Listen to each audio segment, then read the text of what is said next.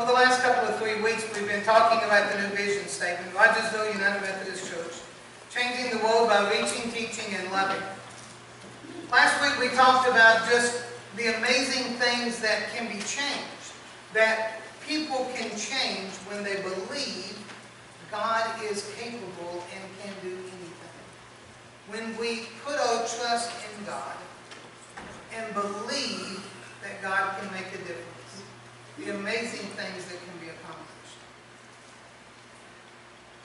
The one thing we know as we begin to look around the world is that the world is in desperate need of changes. Amen? Just 2 weeks ago in Florence, on Mill Street Church of God, a gentleman walked in with 2 guns. Had every intention of shooting that church up. And folks, that was just 25 miles down the road. We are in need of changes. Did you know that this year alone, there have been 153 mass shootings? Now, a mass shooting is defined by the federal government as any shooting where 3 or more people were either injured or killed. There have almost been as many mass shootings as there have been days on the calendar this year alone. You begin to think about it. You begin to discover it. This world is in need of changes. So when we met several months ago and we began talking about what was the vision of the church, one of the first things we realized was that we needed to help change the world. But then the question became, how do you help change? How do we affect a change in the world? And we came up with the 3 words of reaching, teaching, and loving, supported by the 24 words that you see on the tree and on the decals that are located around the church. That through those 24 words, if we were faithful to them, we could accomplish great change. Now, please understand, a vision statement is not who you actually are. A vision statement is not a statement of who the church is in this time and in this place. A vision statement, whether it be of a church or for a business or even for an individual, a vision statement is what you desire to become. That when you look down the road and you begin to think about who you have been called to be, or who a corporation has been called to be, or who a church has been called to be, this is who we want to become. We want to become a church that is changing the world by reaching, teaching, and loving. And out of those 3, Paul tells us which is the greatest. If I speak in the tongues of mortals and of angels, but do not have love, I am a noisy gong or a clanging cymbal. If I have prophetic powers, and I understand all mysteries and all knowledge, and if I have all faith so as to remove mountains, but do not have love, I am nothing. Can you imagine being the church at Corinth? This letter has been sent to you by the Apostle Paul, the one that you admire above all other people. You admire all of the amazing things that he has done. And yet he begins this part of the letter by saying, I am nothing. I promise you, out of all the things they have thought of Paul, being nothing was nowhere in the top 10. If I give away all my possessions, if I hand over my body so that I may boast, but do not have love, I gain nothing. Love is patient. Love is kind. Love is not envious or boastful or arrogant or rude. It does not insist on its own way.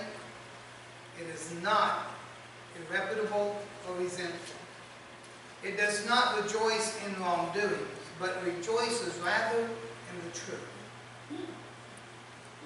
Love bears all things, believes all things, hopes all things. Love endures all things. Love never ends, but as for prophecies, they will come to an end. As for tongues, they will cease. As for knowledge, it will come to an end. For we know only in part, and we prophesy only in part. But when the complete comes, the partial will come to an end. When I was a child, I spoke like a child, I thought like a child, I reasoned like a child. When I became an adult, I put an end to my childish ways. For now we see in a mirror dimly, but then we will see face to face. Now I know only in part. Then I will know fully, even as I have been fully known. And now faith, hope, and love abide, these three. The greatest of these is love. Father God, bless the reading of this word and this time that we come together. That in all things, Lord God, we will be the people you have called us to be. But it's in the name of the Father, and of the Son, and of the Holy Spirit. Amen. Now these three, faith, hope, and love, and the greatest of these is love. Paul is playing upon the teachings that Jesus Christ had left with the disciples, and that the disciples were beginning to share all around the world. A new commandment I give you, love one another as I have loved you. Love is patient. It is kind. It's not envious. It's not boastful. It's not arrogant. It's not rude. It doesn't insist on its own way. It is not irritable or resentful.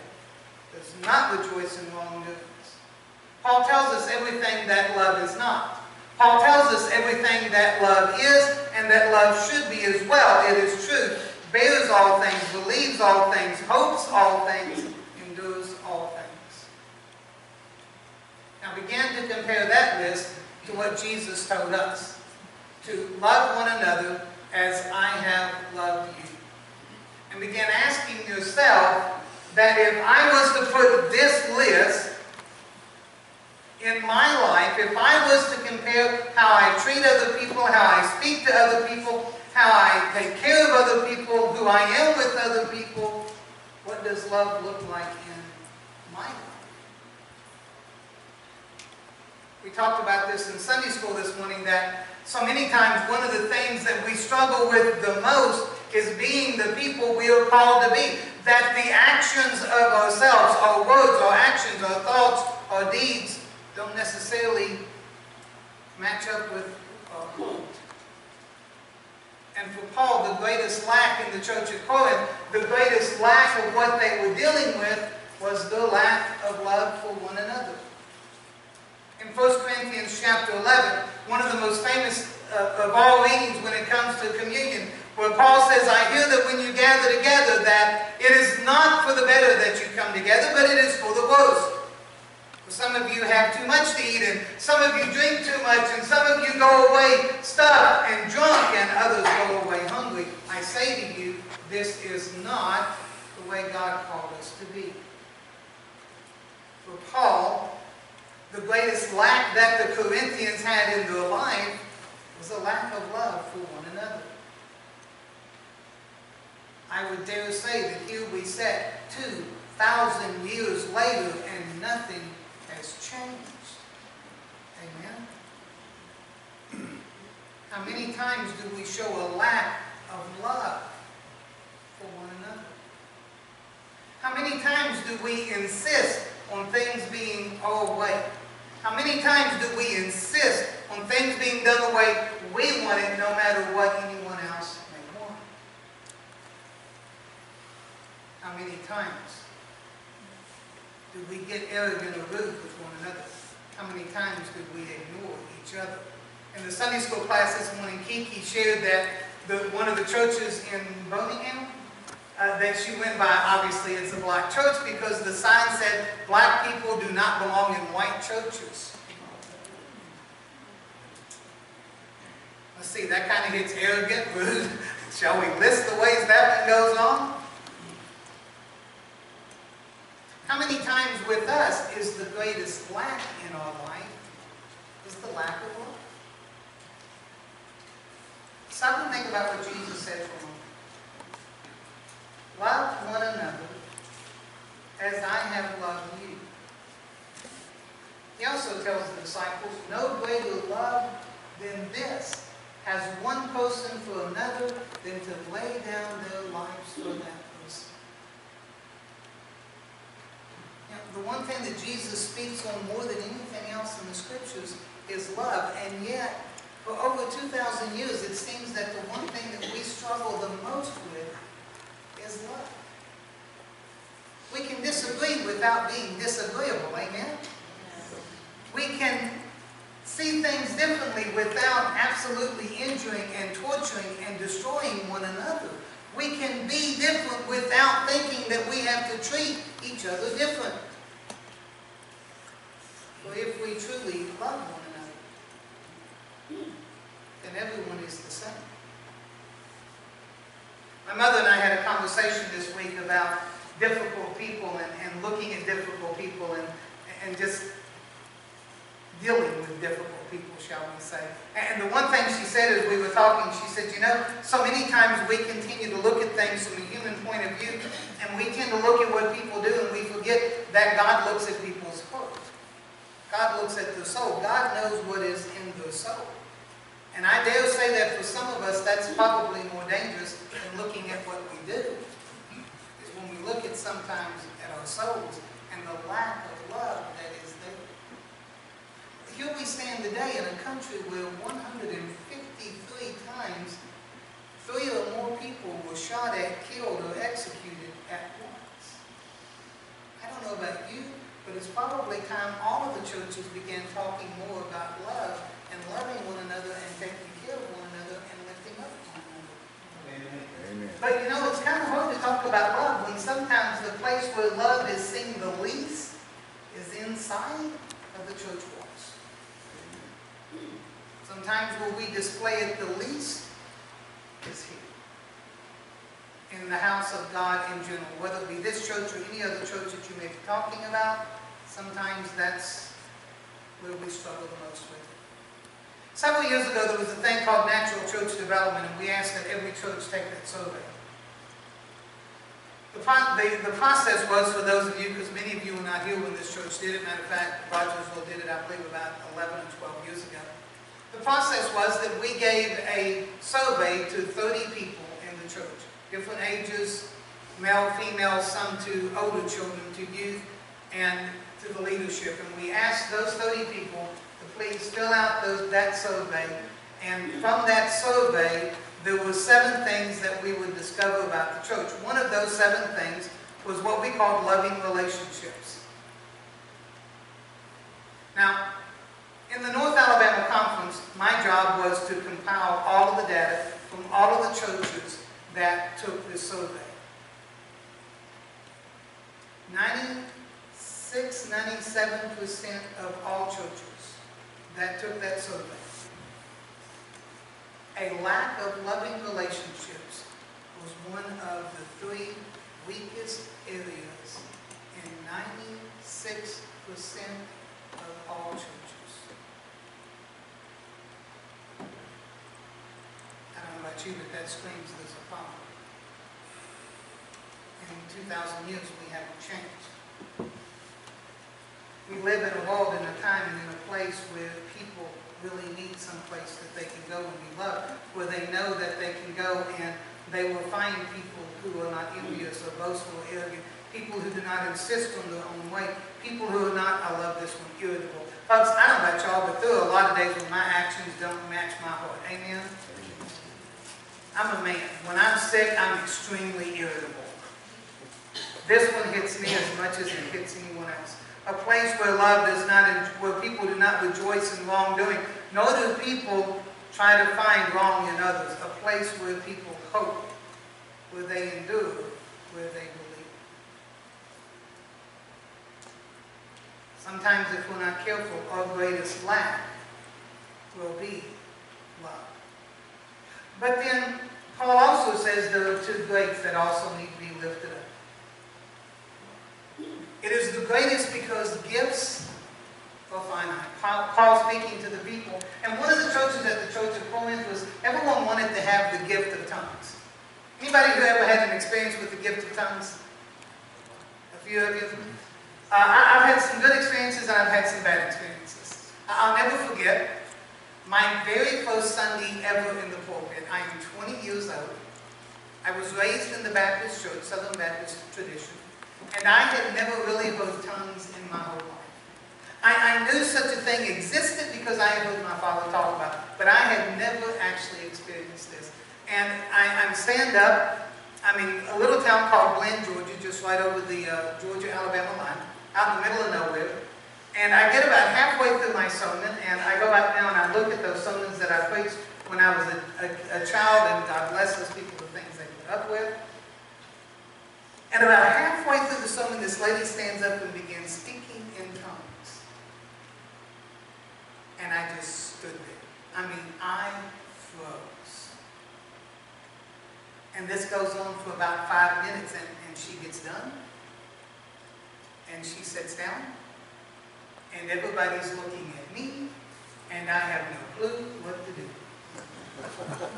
So I turned and I looked at the song leader and I said, "Come lead us in our closing hymn, Howard. We would appreciate that." And we got out at 10 till that day. Paul had a problem because at the church in Corinth, everybody wanted to have the gift of tongues. The problem was, if everyone had the gift of tongues, then no one else had any other gifts. And as he tells them, gifts are finite. They are given to a person who employs them for a period within the community. Tongues are given for a specific time to a specific person, and they may only have it one time. But it is for a finite time. Gifts are not eternal. Matter of fact, whenever you pass away, the Lord willing, and you've been saved, and you know Jesus Christ is your Savior, when you stand before the gates of heaven, guess what? You no longer have spiritual gifts. Did you know that? You don't need them anymore, amen? You're in heaven. They're finite.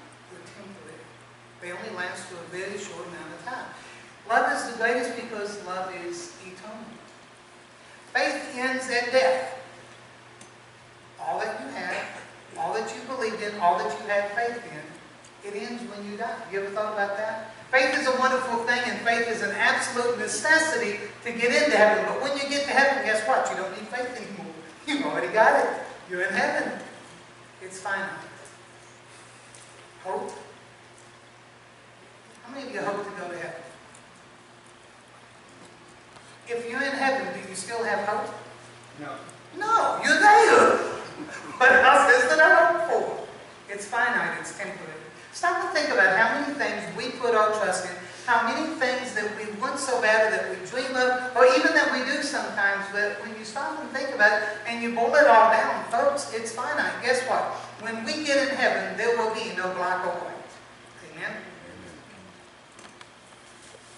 To the dismay of several of my Baptist friends, and I can say this because they are my friends, I love them to death, but they're not the only ones going to heaven. There will not be a Baptist heaven, and a Methodist heaven, and a Church of God heaven, and a Church of Christ heaven. We will all be in the same heaven together. God bless them. Love them to death. Think the world of them. I grew up for many years, I may have told you this before, I grew up in Woodbury, Kentucky, lived there for about 8 years, and the Baptist church was on the left-hand side of the road, and the Methodist church was on the right-hand side of the road. Unless you were Baptist, and then the Baptist was on the right-hand side, and the Methodist was on the left-hand side. It literally got to be that important as to how you looked at it. I remember hearing my dad talk about, you got to love this one, especially because I'm Methodist now, I remember hearing my dad talk about those heathen Methodists. Now I are one. He and I went to seminary together. We were together for 1 year in seminary, and I'll never forget the night that he and I were sitting down and talking, and he said, "You know, the one thing that I think back and realized that I should have changed." And I said, "What's that?" And he said, "I should have realized long ago. God doesn't care what denomination I am. God only cares whether I'm a child of God." For the record, when he died, he was preaching in a Methodist church. For those of you who may not know it, my mother is a retired Methodist minister. My grandmother holds a master's, my grandmother's passed away, had a master's degree from a Methodist seminary. I actually ended up coming from a long line of Mormons. Everything else is fine. Everything else is temporary. We stand before God, and God looks down upon us, and God begins talking to us, and we begin waiting to hear that amazing word of Him saying, "Welcome home, my child, for a job well done." And all God wants to know is, did you love people? And do you love Him? Everything else is irrelevant. Because when you die, everything else ceases to exist. My favorite story, and I'm sure I've shared this one with you several times, when we were growing up in Woodbury, there was a gentleman who lived up on top of the hill who was absolutely, had all the money you possibly could have won. I've forgotten now what business he owned, but he owned some large business, and all of his life had just done nothing but made money. Lived in a beautiful And I can remember many times my father would go up there and see him and talk to him about his soul and talk to him about Jesus Christ. And he would always tell my dad, you know, I'm going to be there one of these days. Well, guess what happened? He died and he never got there. But before he passed away, this is no joke, folks, I kid you not. Before he passed away, he sat down and he figured out 10% of what he was worth. And he wrote 2 checks. I never figured out why 2 checks. But he wrote 2 checks for the 10% of what he was worth, had him put in both of his vest pockets so that when he got to heaven, he could give God 10% of what he owned. That's no joke. Bless his soul. He actually thought money existed after him.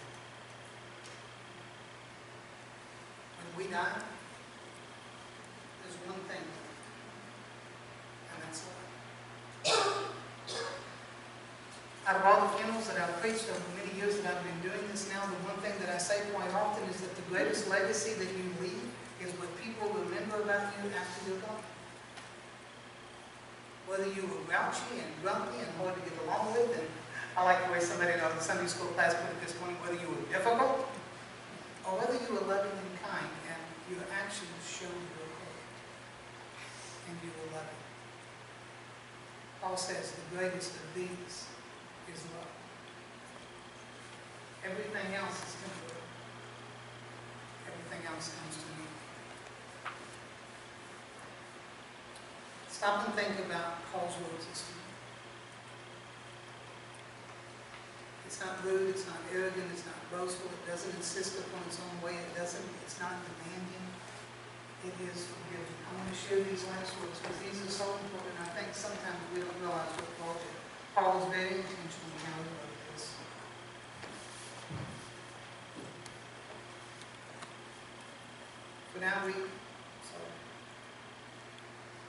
But then we will see face to face. Now I know only in part, then I will know fully, even as I am fully known.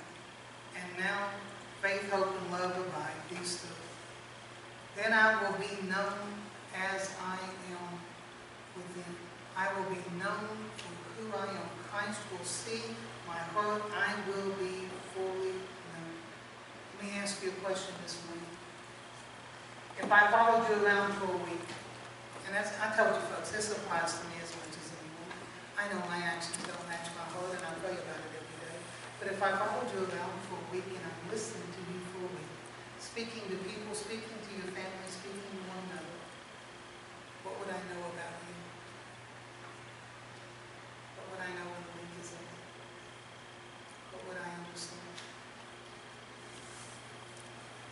There are some people in my life that I look at them and I know they love more than most people I could ever imagine. And then there are some people that I look at and think, yeah, they look kind of good. How will you be known when everything else comes to an end? When everything else ceases to end? How will you be known? Listen to the vision statement one more time. Changing the world by reaching, teaching, and loving. This is who we seek to be. How can we go out there this week and be that which we seek to be? Heavenly Father, we realize that we are finite and that we have our shortcomings and that we are imperfect and that we are mortal. We realize that our actions do not always match that of our hearts. We realize we come up short. But we also know the great love of Jesus Christ that died to set us free. That love that is eternal. For even when everything else passes away, the love continues to be with us as we love you and you love us. Lord God, there is no gift like your love. If there's one here this morning who does not fully know that love, touch them today. That love will be made known to them. If there's one who, for all of us, when our actions don't match our hearts, let us be aware of that. Let us see that and seek to be the people we have been called to be. Let us be patient. Let us be kind, never arrogant or irritable or rude, but gracious and loving as you have been and continue to be with us. Lord God, as we go from here today, let the greatest thing in our life be our love for one another and our love for our brothers and sisters in the Lord. That if we see one who love is missing in their life, that we would reach out with great love and seek to make a change. Lord God, hear the vision of your people, that we would be about changing the world, because we are known, we are seen, we are experienced as a people of great love. But it's in the name of the Father, and of the Son, and of the Holy Spirit that we pray. Amen. My closing hymn this morning is hymn number 369. Can you please stand and sing Blessed Be?